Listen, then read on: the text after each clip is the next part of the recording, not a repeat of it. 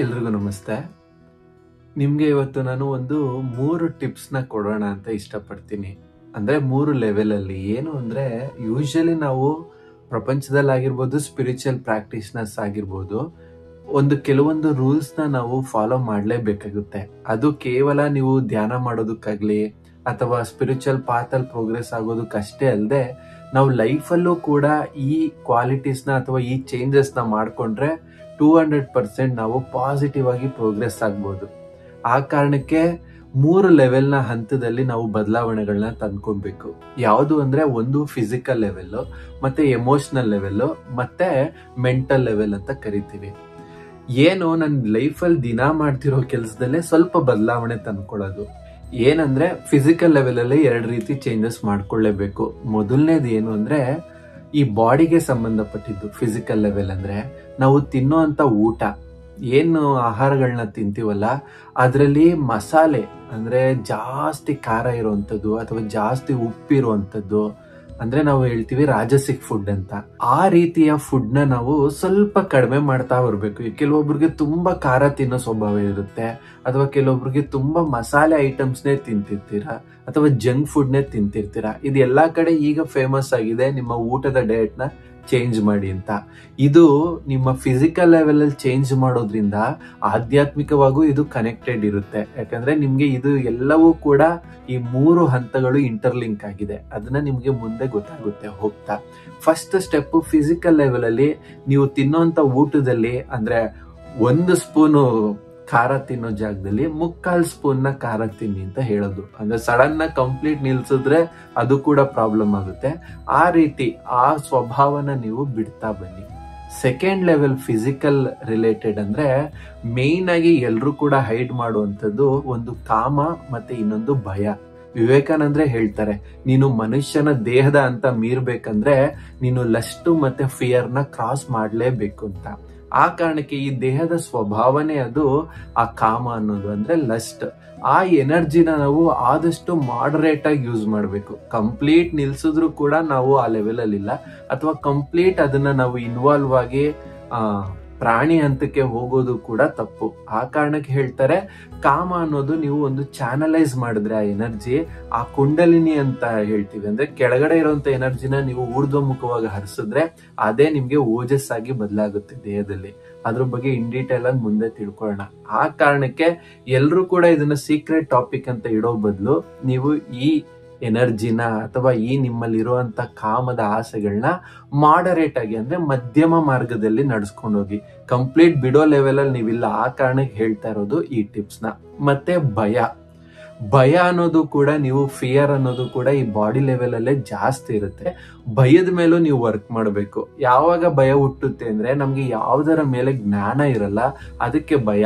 ನೀವು ಪ್ರತಿಯೊಂದು ವಿಷಯದಲ್ಲೂ ಜ್ಞಾನನ ಪಡ್ಕೊಳ್ಳೋದ್ರಿಂದ ಅದ್ರ ಜೊತೆ ಎನರ್ಜಿ ಯಾವಾಗ ಕಡಿಮೆ ಇರುತ್ತೋ ಅದು ಭಯನ ನಮ್ಮೊಳಗಡೆ ಹುಟ್ಟಿಸುತ್ತೆ. ಅಂದ್ರೆ ನನ್ನೊಳಗಡೆ ಡಾರ್ಕ್ ಕಲೆಕ್ಟ್ ಆಗ್ತಾ ಇದ್ರೆ ನಿಮ್ಗೆ ಭಯದ ಸ್ವಭಾವಗಳು ಜಾಸ್ತಿ ಆಗ್ತಾ ಹೋಗುತ್ತೆ. ವಯಸ್ಸಾದವ್ರಿಗೆ ಯಾಕೆ ಪಾಪ ತುಂಬಾ ಭಯ ಪಡಕ್ಕೆ ಮತ್ತೆ ಮಗು ತರ ಆಗ್ಬಿಡ್ತಾರೆ ಅಂದ್ರೆ ಅವರಲ್ಲಿ ಆ ಎನರ್ಜಿಯ ಕೊರತೆ ಆಗ್ತಾ ಹೋಗುತ್ತೆ, ಅಥವಾ ಅವರಲ್ಲಿ ಇರುವಂತ ಡಾರ್ಕ್ ಎನರ್ಜಿ ಜಾಸ್ತಿ ಆಗಿರುತ್ತೆ. ಅದಕ್ಕೆ ಅವ್ರು ಸುಮ್ನೆ ಭಯ ಪಡ್ತಿರ್ತಾರೆ. ಈ ಕಾರಣದಲ್ಲಿ ಫಿಸಿಕಲ್ ಲೆವೆಲ್ ಅಲ್ಲಿ ಈ 2 ಚೇಂಜಸ್ ನ ತಂದ್ಕೊಳ್ಳಿ. ಮೊದಲನೇದು, ಜಾಸ್ತಿ ಉಪ್ಪು ಖಾರ ಮಸಾಲೆ ತಿನ್ನೋದನ್ನ ನಿಲ್ಲಿಸಬೇಕು, ಅಂದ್ರೆ ಕಡಿಮೆ ಮಾಡಬೇಕು. ಸೆಕೆಂಡು, ಲಸ್ಟ್ ಮತ್ತೆ ಫಿಯರ್, ಕಾಮ ಮತ್ತೆ ಭಯದ ಮೇಲೆ ನೀವು ವರ್ಕ್ ಮಾಡಿ. ಸೆಕೆಂಡ್ ಲೆವೆಲ್ ಬಂದು ಎಮೋಷನಲ್ ಲೆವೆಲ್ ಅಥವಾ ಎನರ್ಜಿ ಲೆವೆಲ್ ಅಂತ. ಈ ಎನರ್ಜಿ ಲೆವೆಲ್ ಅಲ್ಲಿ ಕೆಲವೊಂದು ಮಿಸ್ಟೇಕ್ಸ್ ಆಗುತ್ತೆ. ಏನು, ಎನರ್ಜಿಯನ್ನ ನಮಗ್ ಕಣ್ಣಕ್ ಕಾಣಲ್ಲ, ಅದಕ್ಕೆ ಮಿಸ್ಟೇಕ್ಸ್ ಮಾಡ್ತಾ ಇರ್ತೀವಿ. ಯೂಶಲಿ ಕೆಲವೊಬ್ರಿಗೆ ಅಭ್ಯಾಸ ಇರುತ್ತೆ ಬೇರೆಯವರ ಕಾಲ್ ಮುಗಿಯುವಂಥದ್ದು. ನಾವ್ ಹೇಳ್ತೀವಿ, ಕಾಲ್ನ ದಯವಿಟ್ಟು ಯಾರಿಗೂ ಮುಗಿಯಕ್ ಹೋಗ್ಬೇಡಿ. ಯಾಕೆ ಅಂದ್ರೆ ಕಾಲ್ ಮುಗಿಯೋದು ಯಾಕೆ ಅಂದ್ರೆ ಅವರ ಆಶೀರ್ವಾದ ತಗೊಳಕ್ಕೆ. ಯೂಶಲಿ ನಮಗ್ ಗೊತ್ತಿರೋದು ಅವ್ರ ಬ್ಲೆಸ್ಸಿಂಗ್ಸ್ ತಗೊಳಕ್ಕೆ. ಇದನ್ನ ನಾವು ನಮ್ಗಿಂತ ಹಿರಿಯರಿಗೆ ಅಥವಾ ಗುರುಗಳಿಗೆ, ದೇವರಿಗೆ ಮಾಡ್ತೀವಿ. ದೇವ್ರಿಗೆ ಮಾಡೋದು ಒಂದು ಲೆವೆಲ್ ಅಲ್ಲಿ ಕರೆಕ್ಟ್, ಆದ್ರೆ ಗುರುಗಳಿಗಾಗ್ಲಿ ಅಥವಾ ನನ್ನ ಹಿರಿಯರಿಗೆ ಮಾಡೋದು ತಪ್ಪು.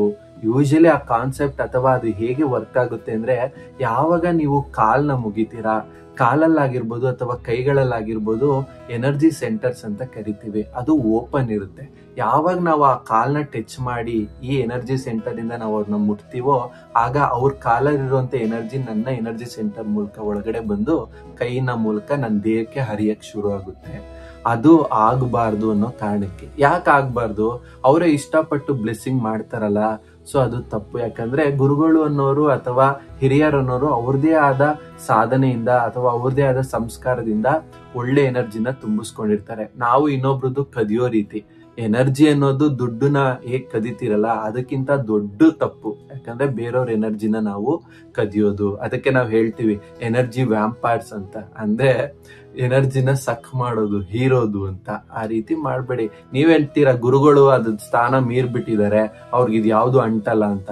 ಆ ರೀತಿ ಯಾವ್ದು ಇಲ್ಲ. ದೇಹದಲ್ಲಿ ಯಾರೇ ಗುರುಗಳು ಇರ್ಲಿ ಅವ್ರಿಗೆ ಕರ್ಮ ಅನ್ನೋದು ಬಂಧಿಸುತ್ತೆ. ಅದಕ್ಕೆ ನಾವು ನೋಡಲ್ವಾ, ಕೊನೆಗಾಲದಲ್ಲಿ ಕರ್ಮದಿಂದಾನೇ ಕೆಲವೊಂದು ಕಾಯಿಲೆಗಳು ಬಂದು ಗುರುಗಳು ದೇಹ ಬಿಡ್ತಾರೆ. ನಿಜವಾಗ್ಲೂ ಗುರುಗಳು ಇಷ್ಟಪಟ್ರೆ ಅವರೇ ನಿಮ್ನ ಕರೆದು ಬ್ಲೆಸ್ ಮಾಡಿ ಕಳಿಸ್ತಾರೆ. ಅಂತ ದೊಡ್ಡ ಗುರುಗಳಿಗೆ, ಮಹಾತ್ಮರಿಗೆ ಗೊತ್ತಿರಲ್ವಾ ನಿಮ್ಮ ಅವಶ್ಯಕತೆ? ನೀವು ಹೇಳ್ತೀರಾ, ಪ್ರತಿವಾದ ಮಾಡ್ತೀರಾ, ಇಂಥದ್ರಲ್ಲಿ ನಾನು ಸ್ಪಿರಿಚುವಲ್ ಅಲ್ಲಿ ನಾನು ಎನರ್ಜಿ ನೀಸ್ಕೊಳ್ಳೋದ್ರಲ್ಲಿ ತಪ್ಪಿಲ್ಲ, ಪ್ರಪಂಚದಲ್ಲಿ ಹಣದ ಹಿಂದೆ ಹೋಗೋದು ತಪ್ಪು ಅಂತ. ಎರಡೂ ಕೂಡ ತಪ್ಪೇ. ಯಾಕಂದ್ರೆ ಎರಡಕ್ಕೂ ಸ್ವಭಾವ ಏನು? ನಿಮ್ ಒಳಗಡೆ ಇರುವಂತ ಗ್ರೀಡಿ ಅಥವಾ ಸ್ವಾರ್ಥ. ಅದಕ್ಕೆ ಹೇಳಲ್ವಾ, ಗುರುಗಳು ಅವ್ರದೇ ಆದ ಸಾಧನೆಯಿಂದ ಸಂಪಾದನೆ ಮಾಡಿ ಅವ್ರು ನಿಮ್ ನಿಜವಾಗ್ಲೂ ನೀವು ವರ್ತ್ ಅಂದ್ರೆ ನೀವು ಬೆಲೆ ಕೊಡ್ತೀರಾ ಇದಕ್ಕೆ ಅಂದ್ರೆ ಅವರೇ ಕರೆದು ನಿಮಗ್ ಬ್ಲೆಸ್ ಮಾಡ್ತಾರೆ. ರಾಮಕೃಷ್ಣ ಪರಮಹಂಸರು ಅದೇ ಹೇಳ್ತಾರೆ. ಅವರು ಒಬ್ಬ ಸಾಧಕನ್ನ ಕರೆದು ಅವನ್ಗೆ ಬ್ಲೆಸ್ ಮಾಡಿ ಅವನ ಕಾಯಿಲೆನ ವಾಸಿ ಮಾಡ್ತಾರೆ. ಅದಕ್ಕೆ ಗುರುಗಳೆಲ್ಲ ಕೇಳ್ತಾರೆ, ಅವ್ರು ಮಾತ್ರ ಯಾಕೆ ಈ ರೀತಿ ಮಾಡಿದ್ರಿ ಅಂದ್ರೆ, ರಾಮಕೃಷ್ಣ ಪರಮಹಂಸರೇ ಹೇಳ್ತಾರೆ, ನಾನು ಈ ಕಾಯಿಲೆನ ವಾಸಿ ಮಾಡೋದ್ರಿಂದ ಅವನ ದೇಹನ ಅವನು ಬಳಸಿ ಅವನು ಇನ್ನೂ ಆಧ್ಯಾತ್ಮದ ಪ್ರಚಾರ ಮಾಡಿ ಮತ್ತೆ 4 ಜನಕ್ಕೆ ಒಳ್ಳೇದ್ ಮಾಡ್ತಾನೆ. ಆ ಕಾರಣಕ್ಕೆ ಅವನಲ್ಲಿರುವಂತ ಕಾಯಿಲೆನ ಅಥವಾ ಆ ಬ್ಲಾಕ್ ನ ಕ್ಲಿಯರ್ ಮಾಡಿ ಅವನ ಜೀವನನ ನಾನು ಈಸಿ ಮಾಡಿಕೊಟ್ಟೆ ಅಂತ. ಅದೇ ಕೇಸು ಪರಮಹಂಸ ಯೋಗಾನಂದರ ಲೈಫ್ ಅಲ್ಲಿ ಬಂದಾಗ ಅವ್ರು ಹೇಳ್ತಾರೆ, ನೀವು ವೈದ್ಯರ ಹತ್ರ ಹೋಗಿ ತೋರಿಸ್ಕೊಳ್ಳಿ ಅಂತ ಮತ್ತೊಬ್ರಿಗೆ ಅವರ ಭಕ್ತರಿಗೆ ಹೇಳ್ತಾರೆ. ಆಗ ಮತ್ತೆ ಎಲ್ರು ಶಿಷ್ಯವೃಂದ ಯಾಕೆ ಕೇಳಿದಾಗ ಅದು ಅವನ ಕರ್ಮಾನುಸಾರ ಅವನಿಗೆ ಬಂದಿರುತ್ತೆ. ಅದು ಅವನು ಪಾಠ ಕಲೀಲೇಬೇಕಾಗಿರುತ್ತೆ. ಆ ಎನರ್ಜಿಗೆ ನಾವು ಮೆಡಲ್ ಮಾಡಬಾರ್ದು, ಆ ಎನರ್ಜಿನ ಡಿಸ್ಟರ್ಬ್ ಮಾಡಬಾರ್ದು. ಆ ಕರ್ಮದಿಂದ ಅವನೇನೋ ಪಾಠ ಕಲಿಬೇಕು. ಈ ರೀತಿ ಎರಡೂ ರೀತಿಯಾದ ಜ್ಞಾನನು ಗುರುಗಳು ಹೊಂದಿರ್ತಾರೆ. ಆ ಕಾರಣಕ್ಕೆ ಅವ್ರಿಗಿಂತ ನಾವೇ ಜ್ಞಾನವಂತರಲ್ಲ. ಸೊ ಅದಕ್ಕೆ ಅವ್ರನ್ನೇ ಬಿಡ್ಬೇಕು. ನೀವ್ ಯಾವಾಗ ಅವರ ಪಾದನ ಮುಟ್ತೀರಾ, ಒಂದು ಅವರಲ್ಲಿರುವಂತ ಪುಣ್ಯ ಇದ್ರೆ ನಿಮ್ಮಲ್ಲಿ ಹರಿಯುತ್ತೆ, ಹಳ್ಳದ ಕಡೆ ಎನರ್ಜಿ ಹರಿದು ಹೋಗುತ್ತೆ. ಇಲ್ಲ ಅವರೇ ಹಳ್ಳ ಆಗಿದ್ರೆ ನಿಮ್ಮ ಎನರ್ಜಿ ಎಲ್ಲ ಅವ್ರ ಮೂಲಕ ಹೋಗುತ್ತೆ. ಅದಕ್ಕೆ ನಾನು ಯೂಶಲಿ ಸಜೆಸ್ಟ್ ಮಾಡ್ತೀನಿ, ಯಾರು ಕೂಡ ಕಾಲಿಗೆ ಬೀಳ್ಬೇಡಿ. ನಿಮ್ಮಲ್ಲಿರುವಂತ ಸ್ವಾರ್ಥದ ಸ್ವಭಾವನೆ ಎಷ್ಟೇ ತಡೆದ್ರು ಕೂಡ ಹೋಗಿ ಬೀಳೋ ರೀತಿ ಮಾಡುತ್ತೆ. ಇದು ಎಷ್ಟು ಜನ ಯಾವ್ಯಾವ ರೀತಿ ಇದನ್ನ ತೇಪೆ ಹಾಕಿದ್ರು ಕೂಡ ಈ ರೀತಿ ಮಾಡಕ್ ಹೋಗ್ಬೇಡಿ, ಅದು ತಪ್ಪು. ನಿಜವಾಗ್ಲೂ ಕಾಲಿಗೆ ಬೀಳ್ಬೇಕು ಇವನ್ಗೆ ಅಹಂಕಾರ ಅಂತೆಲ್ಲ ಅನ್ಕೊಂತಾರೆ ಅಂದ್ರೆ ಆ ನೆಲನ ಮುಟ್ಟಿ ಅವ್ರ ಪಾದನ ಡೈರೆಕ್ಟ್ ಮುಟ್ಟಕ್ ಹೋಗ್ಬೇಡಿ. ಸುಮ್ನೆ ತಲೆ ಬಾಗ್ಸಿ ಅವ್ರಿಗೆ ನಮಸ್ಕಾರ ಮಾಡಿ ಸಾಕು. ಇದು ಎನರ್ಜಿ ಲೆವೆಲ್ ಅಲ್ಲಿ ನೀವು ಚೇಂಜ್ ಮಾಡ್ಕೊಬೇಕು. ಮತ್ತೊಂದು ಕೊನೆಯ ಹಂತ ಬಂದು ಮೆಂಟಲ್ ಲೆವೆಲ್, ಅಂದ್ರೆ ಮನಸ್ಸಿನ ಲೆವೆಲ್ ಅಲ್ಲಿ ನಾವು ಏನ್ ಚೇಂಜಸ್ ಮಾಡ್ಕೊಬೇಕು. ಎಲ್ರು ಹೇಳ್ತಾರೆ ಫಿಸಿಕಲ್ ಆಗಿ ಮಾಡೋದು ಕಾಣಿಸುತ್ತೆ, ನನ್ನ ಎಮೋಷನ್ಸ್ ಇದ್ರೆ ನಾನು ಅದನ್ನ ಅಳು ಮೂಲಕನೋ ದುಃಖದ ಮೂಲಕನೋ ಕಿರ್ಚೋ ಖುಷಿ ಪಟ್ಟೋ ತೋರ್ಸ್ಕೊಂಡ್ಬಿಡ್ತೀನಿ. ಬಟ್ ಮನ್ಸಲ್ಲಿ ಬರೋದು ಯಾರಿಗೂ ಗೊತ್ತೂ ಆಗಲ್ಲ, ಅದಕ್ಕೆ ಅದ್ರದ್ದೇನು ಎಫೆಕ್ಟ್ ಇಲ್ಲ ಅಂತ. ಆಕ್ಚುಲಿ ನಿಮ್ಗೆಲ್ಲ ಗೊತ್ತಿದ್ಯೋ ಗೊತ್ತಿಲ್ವೋ, ನೀವು ಮನಸ್ಸಲ್ಲಿ ಮಾಡೋದೇ ನಿಮ್ಗೆ 100% ನಿಮ್ಗೆ ಎಫೆಕ್ಟ್ ಕೊಡೋದು. ಮನಸ್ಸೇ ಎಲ್ಲದಕ್ಕೂ ಕಾರಣ. ಮನಸ್ಸಲ್ಲಿ ಒಂದು ಆಲೋಚನೆ ಹುಟ್ಟುತ್ತೆ. ಎಕ್ಸಾಂಪಲ್, ನಾನು ಇವತ್ತೋಗಿ ಪಾನಿಪುರಿ ತಿನ್ಬೇಕು. ಆ ಪಾನಿಪುರಿ ತಿನ್ಬೇಕು ಅನ್ನೋದು ಒಂದು ಮೆಂಟಲ್ ಲೆವೆಲ್ ಅಲ್ಲಿ ನಡೆಯೋದು. ಅದಕ್ಕೆ ಅದರದೇ ಆದಂತಹ ಎಮೋಷನ್ಸ್ ಕ್ರಿಯೇಟ್ ಆಗುತ್ತೆ. ಏನು, ನಿಮ್ ಒಳಗಡೆ ಖುಷಿ ಆಗುತ್ತೆ, ಓ ತಿನ್ನೋಣ, ಆ ಖುಷಿ ಅನ್ನೋದೊಂದು ಭಾವನೆ. ನಿಮ್ಮ ಫಿಸಿಕಲ್ ಲೆವೆಲ್ ಅಲ್ಲಿ ಎದ್ದೋಗಿ ದೇಹ ಅಂಗಡಿಗೆ ಹೋಗಿ ಪಾನಿಪುರಿ ತಿನ್ನುತ್ತೆ. ಇದಕ್ಕೆಲ್ಲ ನೀವು 5 ನಿಮಿಷದ ಹಿಂದೆ ಮನೇಲಿ ಕೂತವ್ರು ನೆಕ್ಸ್ಟ್ ಬಂದ್ ಅಂಗಡಿಲಿ ಕೂರೋ ಕಾರಣ ಏನು? ನಿಮ್ಮಲ್ಲಿ ಮನ್ಸಲ್ಲಿ ಹುಟ್ಟಿರುವಂತ ಒಂದು ಆಲೋಚನೆ. ಅದಕ್ಕೆ ನಿಮ್ಮ ಎಲ್ಲಾ ಕರ್ಮಗಳಿಗೂ ಕಾರಣ ನಿಮ್ಮ ಮನಸ್ಸು. ನಿಮ್ಮ ಮನಸ್ಸು ಕೂಡ ಕರ್ಮ ಮಾಡುತ್ತೆ.